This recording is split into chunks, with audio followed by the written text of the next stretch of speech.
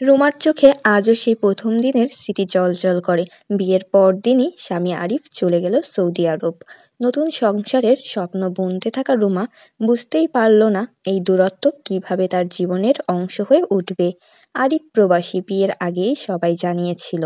রুমা জানতো দূরত্ব থাকবে, তবু সে আশা করেছিল একসাথে থাকা কয়েকটা দিন স্মৃতিতে গেঁথে থাকবে। কিন্তু বিয়ের পর মাত্র 2 দিন আরিফের সাথে কাটিয়েই তাকে বিদায় জানাতে হলো। প্রথম প্রথম আরিফের ফোন আসতো রোজ। সেই ফোনে দীর্ঘ সময় কথা হতো। কি রান্না করেছে রুমা, বাড়ির কার কি খবর, এইসব নিয়ে আড্ডা চলতো।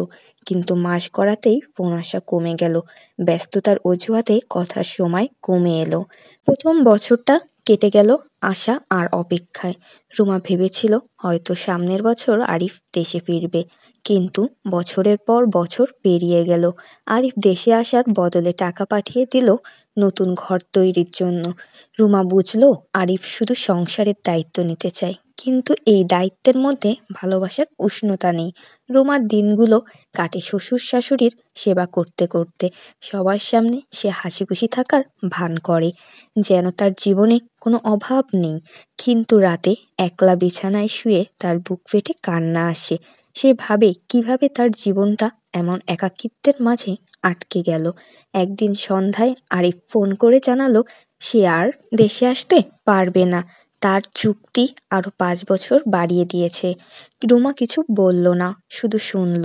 ফোনটা কেটে দিয়ে জানালার পাশে গিয়ে দাঁড়ালো। বাইরে পূর্ণিমার চাঁদ জ্বলজ্বল করছে। সেই চাঁদ দেখে তার মনে হলো চাঁদ যেমন একা আকাশে চলে, তেমনই তার জীবনও একা। কিন্তু এই একাকিত্বে থেকেও রুমা হাল ছাড়েনি। সে নিজেকে নতুন করে গড়ার সিদ্ধান্ত নিল। বাড়ির পাশে ছোট এক খণ্ড জমি ছিল, সেখানে সে সবজি চাষ শুরু করলো।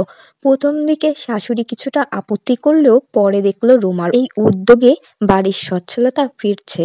রুমা নিজের পরিশ্রমে শুধু যে সংসার সামলাতো তা নয়, সে নিজের জন্য সময় বের করলো। প্রতিদিন সকালে উঠে বই পড়া শুরু করলো। মাঝে মাঝে ইউটিউব দেখে রান্নার রেসিপি শিখতো। প্রতিবেশীরা তার প্রশংসা করত, বলতো রুমা তুমি আসলেই সাহসী মেয়ে। কিন্তু রাতে একাকিত্বের সেই পুরানো ব্যথা কখনো তাকে ঘুমাতে দিত না। আরিফের ফোন তখনও আসতো, কিন্তু সেই ফোনগুলো ছিল দায় ছাড়া। রুমা বুঝে গিয়েছিল আরিফের কাছে সে শুধু দায়িত্ব, ভালোবাসা নয়। একদিন আরিফ জানালো সে দেশে ফিরছে না, সেখানে স্থায়ী হওয়ার জন্য পরিবারের অনুমতি চাইল। রুমা কিছুক্ষণ চুপ করে রইল, তারপর বলল তুমি যা ভালো বোঝো তাই করো, কিন্তু আমার জীবন আমি নিজের মতো করে গড়তে চাই।